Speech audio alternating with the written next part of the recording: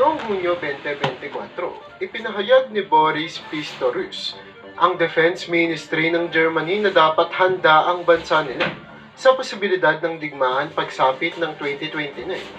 Ang pahayag na ito ay naglalarawan ng unti-unting pagkagising ng NATO sa banta ng Russia, na mas lalong lumalakas ang paniniwala na malapit na ang isang hidwaan laban sa Russia. Patuloy kasi na nagpapakita si Pangulong Vladimir Putin ng Russia ng mga palatandaan ng pagsalungat sa NATO, lalo na sa kanilang pakikialam sa operasyon ng Russia at Ukraine. Noong Hulyo 2024, nagbanta si Dmitry Peskov, tagapagsalita ng Kremlin o ng Russia, na magiging target ng Russia ang mga pangunahing kabisera ng Europa kung ipagpapatuloy ng Estados Unidos ang plano nitong maglagay ng hypersonic missile sa Germany. Kasama rito ang mga syudad tulad ng Munich at Berlin na ayon kay Peskov ay posibleng tamaan ng mga missile ng Russia. Naniniwala si Putin na paparating ang isang missile standoff at inaasahan niyang kaya ng Russia na paluhurin ang mga pangunahing lungsod sa Europa sa pamamagitan ng aerial bombardments gamit ang missiles, drones at aircraft. Subalit, isang mahalagang bagay ang hindi niya isinama sa kanyang plano. Alam ng NATO kung paano tatamaan ng Russia at meron silang mga handang depensang pang-teknolohiya, partikular na ang mga German-made air defense systems. Isa sa mga pinaka-natatanging teknolohiya na posibleng baguhin ang resulta ng digmaan ay ang mga defense ng Germany. Isa na dito, ang Millennium Gun, na unang idinisenyo noong 1995 bilang isang anti-aircraft weapon ng Swiss company na Oerlikon. Ang nasabing kumpanya ay kalaunan ay naging bahagi ng German arms manufacturer na tinatawag na Rheinmetall. Ang Millennium Gun ay may kakayahang magpapatok ng 1,000 rounds kada minuto sa pinakamataas nitong kapasidad o 200 rounds kada minuto kapag single shot mode. Noong 2003, inadapt ito para magamit sa mga barko bilang isang shipborne cannon. Ang sandatang ito ay gas-operated at gumagamit ng revolving mechanism na may 4 na chambers.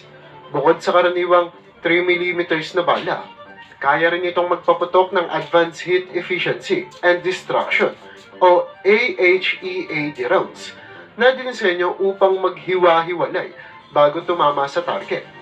Ginagawa itong mas epektibo sa pag-neutralize ng mga aerial threats. Ang pagiging detalyado ng pagproseso ng fuse setting ng Millennium Gun ay nagpapahintulot dito na maperpekto ang oras ng pagputok. Kaya nitong sirain ng maraming target ng sabay-sabay.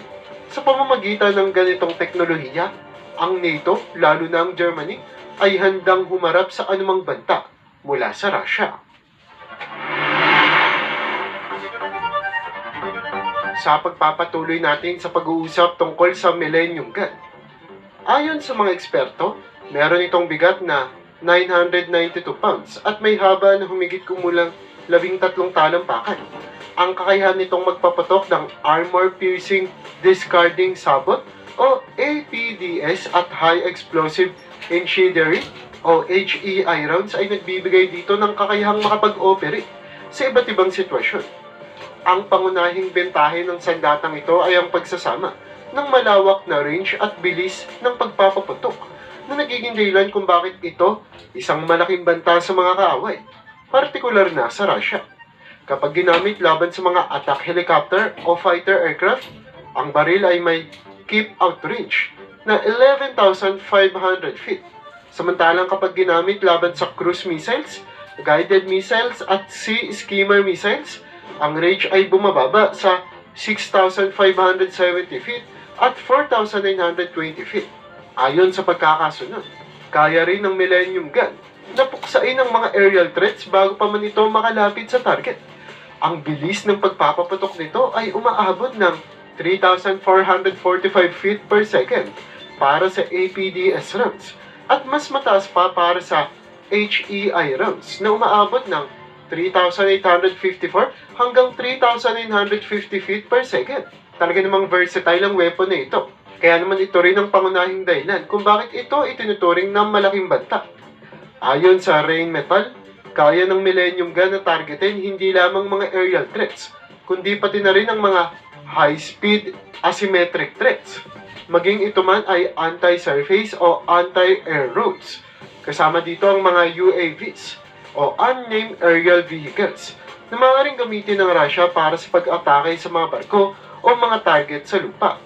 Sa kabila ng pagiging epektibo nito bilang isang air defense system, orihinal itong dinisenyo para sa land-based na operasyon at kayang harapin ang rocket, artillery at mortar fire. Sa pamamagitan ng Millennium Gun, nagkaroon ng mabisang sandata ang NATO laban sa mga armas na ginagamit ng Russia at Ukraine, partikular na ang kanilang malawakang pagpapaputok ng artillery. Mahigit 340 eroplano at 325 helicopter ang napabagsak simula nang magsimula ang digmaan sa Ukraine.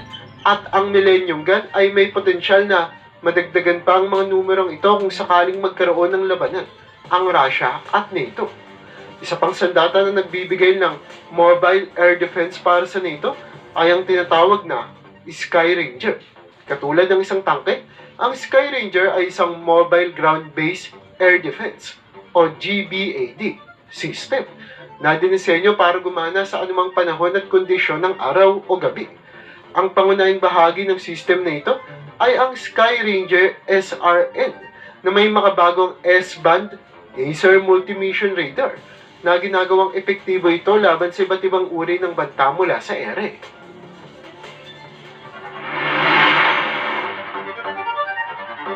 Ang Sky Ranger ay isang advanced na aerial defense system na gumagamit ng magkakasamang radar upang matukoy ang mga banta mula sa himpapawid tulad ng mga drone at missiles. Sa tulong ng reconnaissance radar, kaya nitong subaybayan ang mga paparating na panganib sa himpapawid. Ang Sky Ranger ay may dalawang pangunahing opsyon para labanan ng mga ito. Una ay ang Sky Ranger gun vehicle na may kasamang KDG 35mm revolver cannon. Ang kanyon na ito ay may bilis ng pagpapaputok na umaabot sa 1,200 rounds per minute na mabisang ginagamit para sa pagsira ng mga drone at iba pang aerial assets. Isa pang kapansin-pansin na aspeto nito ay ang programmable ammunition na pinapayagan ang gumagamit na ayusin ang oras ng pagpapaputok upang mas tumama ito sa mga mas maliliit na target. Pangalawa, may Sky Ranger missile launcher na gumagamit naman ng mga guided missiles tulad ng Stinger at Cheetah. Ang mga missile nito ay dinisenyo para pabagsakin ng mga helicopter, mababang lipad na fighter jets at kahit na incoming missiles. Isa pang kapansin-pansing katangian ng Sky Ranger ay ang modular na disenyo nito. Pwedeng ilagay ang mga component nito sa halos anumang wheeled o truck vehicle sa arsenal ng NATO. Kaya mabilis na makakabuo ng mobile aerial defense unit. Pwedeng mag-mount ng hanggang 6 na kanyon o missile launcher sa isang sasakyan. Kaya't magiging malaking banta ito sa anumang aerial strike ng kalaban. May mga paparating pang teknolohiya mula sa Rheinmetall para palakasin ang Sky Ranger system. Kasama rito ang Sky Knight missile launcher na may kakayahang pabagsakin ang artillery shells at guided missiles. Magiging mabisang sandata ito laban sa saturation attacks o yung maramihang attack gamit ang kanyang 60 missile payload at kakayahan na mag-launch ng 5 kada sabay na bawat isa ay may sarili niyang target.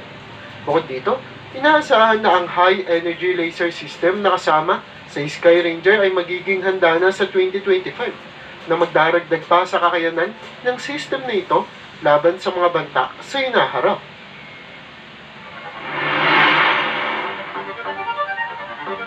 Ang bagong teknolohiya na ito na kanilang pinakilala ay nagtatampok ng laser na may kakayahang baguhin ang performance nito mula 10 kW hanggang 60 kW na epektibo laban sa mga drone. Isa pa, mura ang gastos ng bawat operasyon dahil hindi na ito gumagamit ng tradisyonal na bala, hindi tulad ng Sky Ranger cannon. Bukod dito, may mga bagong sensors na binuo tulad ng Sky Ranger Multi-Sensor Unit S na may detection range na higit sa 12.4 miles. Ang system na ito ay nagbibigay daan sa NATO na mabilis na i-adapt ang mga armored vehicles para sa aerial defense gamit ang iba't ibang kakayahan. Ang teknolohiyang ito ay isang malaking problema para sa Russia. Sa pamamagitan ng Sky Ranger, nakakakuha ang NATO ng anti-air system na nangunguna pagdating sa pagtukoy ng mga banta mula sa ere at sa paggamit ng iba't ibang sandata.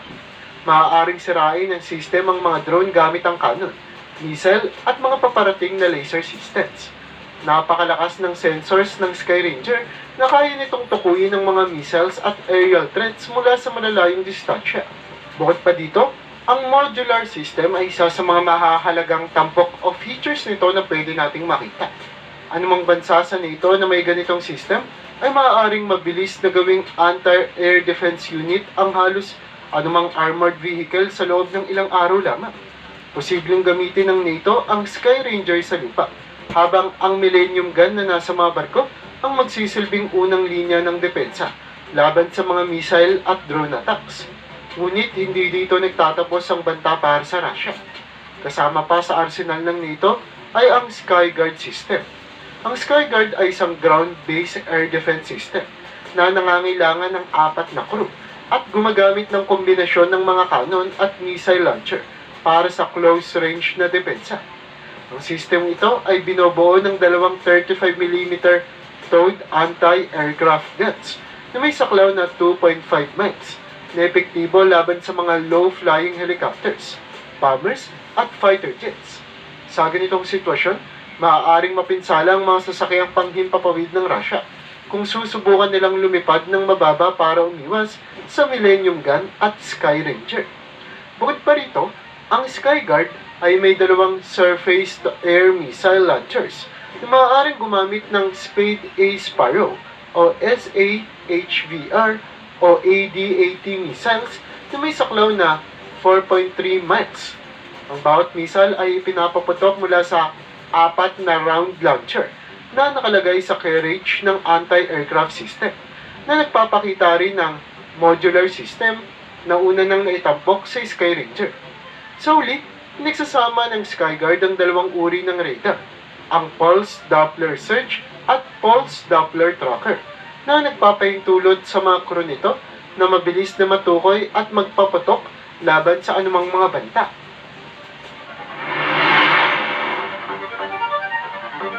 Kaya naman, sa isang posibleng digmaan laban sa NATO, hindi tamang sabihing tuluyang nawalan ng banta ang Russia pagdating sa ere. Kahit na may 3 advanced na system ng defense ang NATO, pero dahil naman sa dami ng aerial assets ng Russia, mga missiles, drones at eroplano, mayroon pa rin makakapasok sa depensa ng NATO. Yan ay sigurado. Gayunpaman, marami pa rin sa mga ito ang agad na mawawasak. Ang kombinasyon ng Millennium Gun at Sky Ranger ay nagbibigay sa NATO ng malawakang kakayahan pagdating sa anti-air mula sa lupa at dagat. Ang Skyguard naman ay malamang gamitin para protektahan ng mga target ng militar na nagbibigay ng close-range defense laban sa mga aerial assets ng Russia na makakalusot sa long-range defense. Mas maging mahirap din para sa Russia ang pagdaig o pagpuksa sa Sky Shield system. Ang Sky Shield ay isang close-range anti-air weapon na halos automated nga. May dalawang 35mm revolver guns na kayang magpaputok ng mga advanced na bala na nagkakalat ng mas maliliit na sub-projectiles bago tuluyan ang impact. Kaya sobrang tumpak at epektibo ito, lalo na sa pag-target ng drones. Kung sakaling maglungsad ng sabayang atake gamit ang maraming drones, handa ring harapin ng Sky Shield ang banta na ito, pati na rin ang mga missiles. May kakayahan din itong magpaputok ng hanggang 4,000 rounds kada minuto sa loob lamang ng 4.5 seconds matapos ma-detect ang banta na halos imposibleng makatakas ang target. Bukod pa rito, may kapasidad ang mga kanyon ng Sky Shield na mag-target ng missiles at drones sa layong 2.48 miles bago pa man makarating ang mga ito sa kanilang target. Maaari ding dagdagan ang system ng mga SHORAD-guided missile launchers na magpapalawak sa abot ng depensa hanggang 4.97 miles o halos 5 milya na nga yan, na mas magiging malaking banta sa mga eroplano ng Russia. Isa pang hamon para sa Russia ay ang tinatawag na Skynex system. Ang Germany kasi ay nag-donate ng 2 Skynex air defense system sa Ukraine noon pang Enero 2024 upang labanan ng mga pag-atake ng Russia gamit ang missiles, drones at artillery. Ang Skynex ay modular at gumagamit ng advanced na Skymaster command and control system. Isa itong mobile anti-craft system na mabilis may deploy dahil sa containerize ang bawat bahagi nito. Napakalupit. Pwedeng ilagay sa container ang kahit na anong bahagi nito. At pagkatapos, ay bobuoy na lamang ito sa eksaktong lugar kung saan nagaganap ang digmaan. Kagaya ng Sky Shield, gumagamit ito ng 35mm revolver guns na kayang magpaputok ng hanggang 1,000 rounds kada minuto. Ang bawat system ay kontrolado gamit ang malayuang command post na may sariling radar at sensor equipment. Ang bawat kanyon ay may kasamang built-in fire processing unit na kayang mag-detect at umatake ng mga target ng mabilis at talaga namang tumpak.